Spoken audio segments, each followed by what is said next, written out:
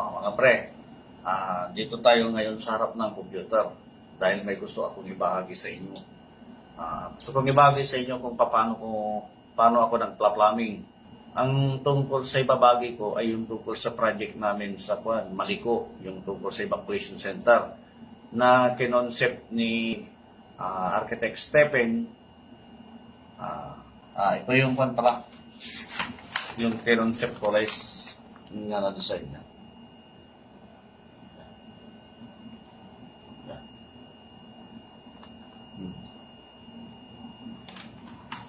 Yan. Ngayon, ako yung kukumpleto ng detail. Kung mag-prepare ng buong DAED.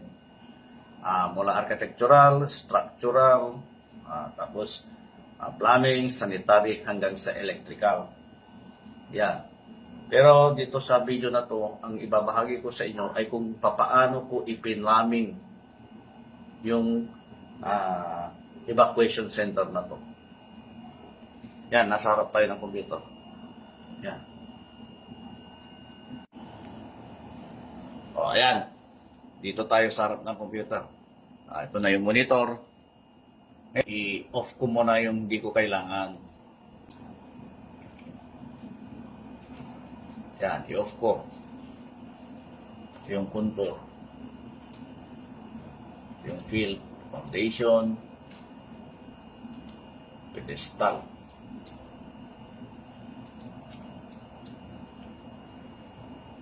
Isin ko muna mga yan.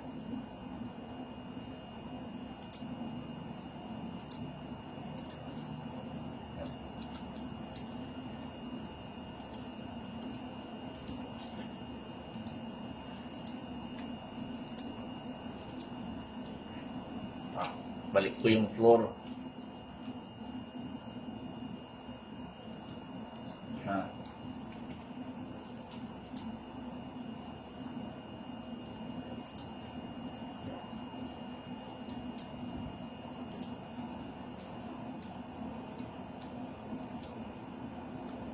Yan.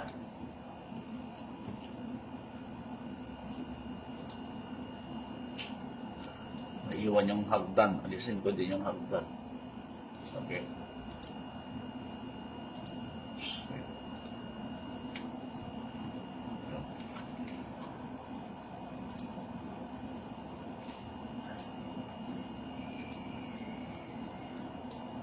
Yan, yung mga naiwan.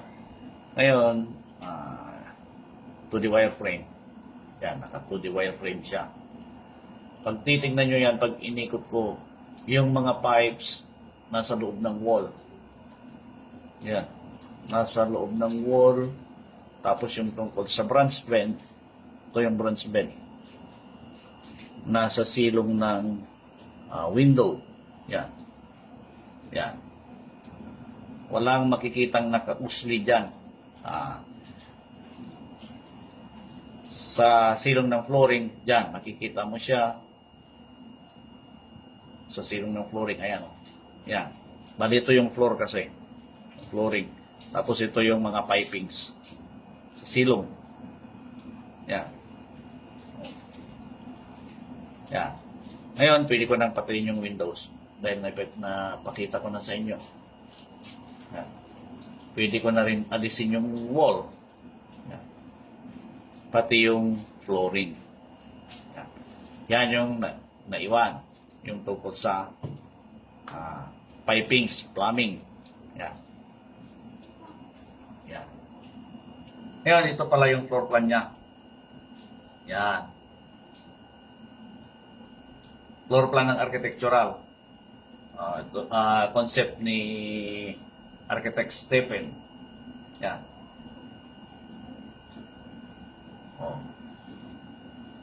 Tapos, ito naman yung mga elevation. Ngayon, balik tayo dito. Ngayon, pag titignan natin yung ginawa ko, yan.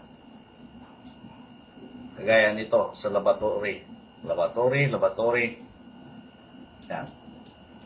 Naka-wet vent. Yan. Naka-wet vent siya. Tapos, pati floor drain, may vent din. Yan o, yung dotted line na green.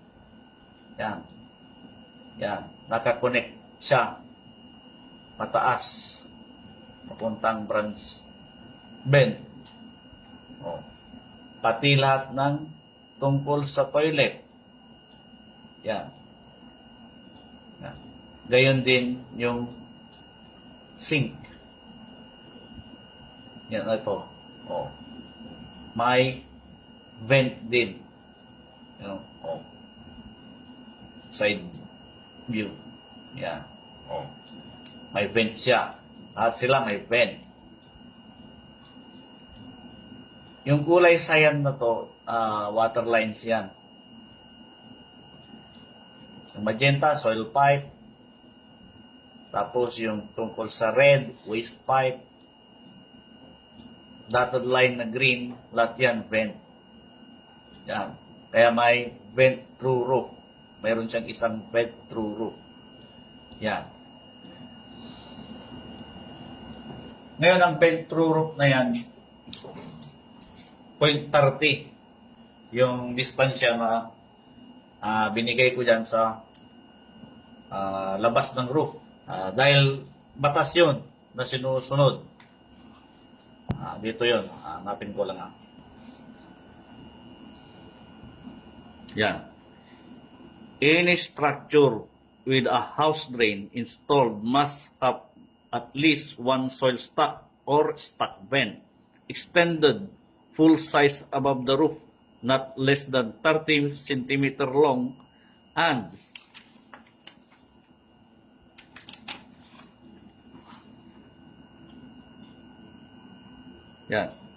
should not be less than 3 inches diameter or the size of the drain, whichever is smaller. Yan. Tapos may karugtong pa, number 3, kasi number 2 yun eh. As a general rule, vent stack must be extended and terminate through the roof of the building when the roof is to be used other than protection from the elements of weather. The vent stack should be extended not less than 2 meters above the roof. Yan. Naka-point 30 yan. Kailabas ko yung tungkol sa roof sheet nito. Yan. Pag titignan mo yan, lumabas siya sa bubong. Ayun, no? Yan yun. Kita ba? Yan yun, no? Yun. Yan. Ito yung roofing. Yung roof sheet. Yan. Kalabas siya. Yan. Yan, patayin ko to. Ulit. Off. Yung design ko, properly vented lahat ng dyan, fixture. Walang hindi na ventan. Base sa sinabi ko kanina. Kagaya nito, itong mga floor drain na to, kunyari binuhusan mo yan, pupunta yung tubig doon. Ngayon, pag walang vent, pag walang paghihigupan ng hangin, ang mangyayari dyan, hihilain na yung water seal dito. Ngayon, ang mangyayari doon, pag nawala yung water seal dito, mangangamoy sa loob ng bahay. Amoy septic tank. Kaya, importante yung water seal dyan sa P-trap. Kaya kailangan ng vent. Ito yung vent. Pag binuhusan mo yan, paglampas niya dito, papunta na doon, hihigop na ng hangin dito. Yan. Dito siya hihigop ng hangin. Yan. Yan. Hihigop siya sa labas.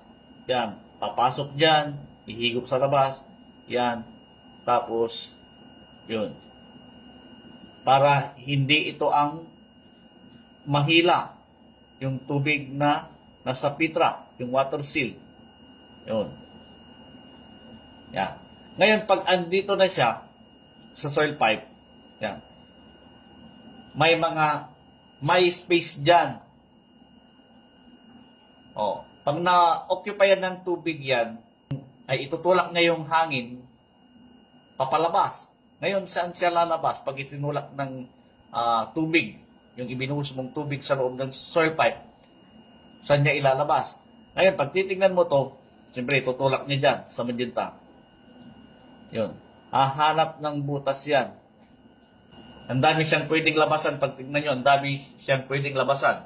Kasi pag binuhusan mo yan, pag hindi nagbubuhos to, hindi nasabay na nagbuhos dyan, hindi nakasabay dito na binuhusan, dito lalabas yung mga hangin na tinutulak nung ibinuhos mo dito sa floor drain na to.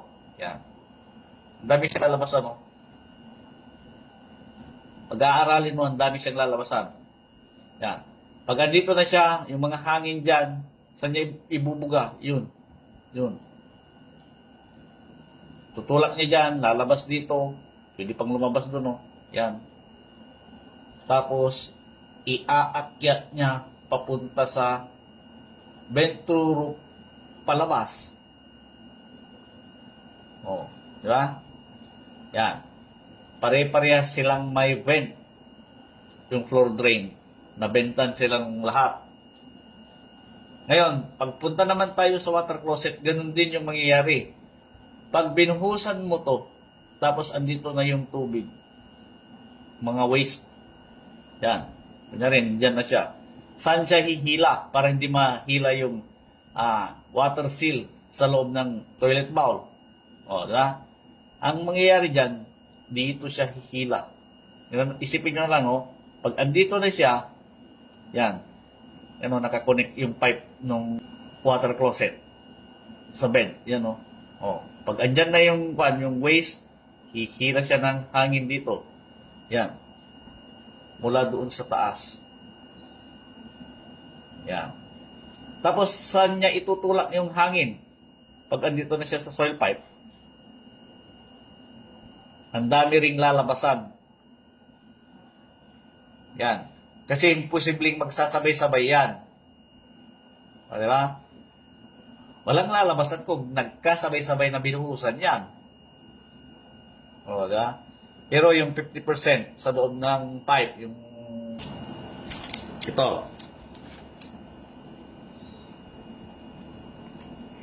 Yan,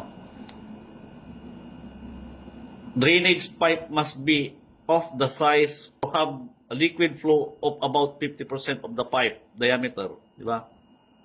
Nasabi ko na to noon sa mga naunang video ko. Kaya kahit magsabay-sabay pa yan, basta tama yung size ng pipe mo base sa fixture unit na kinumpute mo, may paghihingaan pa rin. Yan. Pero siyempre pag mahaba-haba yung horizontal soil pipe mo, kailangan pa rin yan ng bend. Hindi porket may 50% na nasabi, okay pa rin, mali yun. Kasi ganito yung mangyayari. Ganito yung mangyayari, Yan. Kunyari, ito yung horizontal pipe, ang haba-haba. Yan.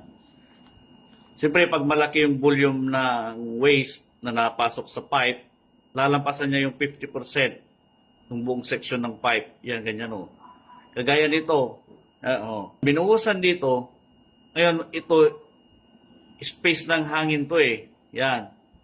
Ngayon, yung ibinaba na tubig, may hangin dito, maghahanap ng lalabasan yan dahil tinutulak ng tubig.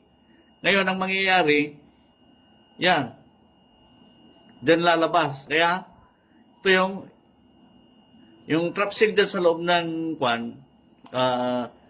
yung water seal na nasa loob ng bowl, yun yung itutulak niya. Yan. Kaya ganyan yung mangyayari. Ngayon, paano kung wala yan? Di nag-stay na yung tubig dyan sa loob ng pipe pag wala yan. Ngayon, tuloy natin ulit. Yan, tapos na yung mga floor drain, water closet. Yung lavatory, meron lahat ding vent. Yan. Back vent, wet vent. Diba? Yan. Ayan, Pag binuhusan mo to at nandun na yung tubig dito, hihila ng hangin dito. Yan. Yan, dyan. Sa labas. Mula sa vent through roof. Yan. Ngayon, pag andito na yung waste, papunta doon, saan niya itutulak at ilalabas yung hangin? Di ba? Oh, to septic tank na yan eh. To septic tank. Oh, yung septic tank, ganito yan. Yung tungkol sa location ng septic tank, ito. Bahagi ko na rin. Yan. Oh. Location of septic tank shall be observed the following considerations. The septic tank may be located closer to the building.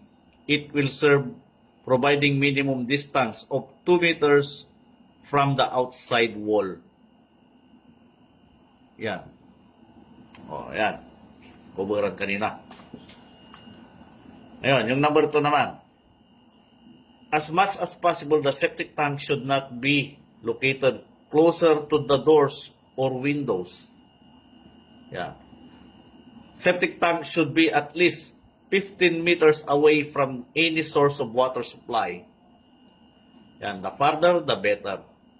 15 meters. Diba? Oh. Ngayon, doon sa plan,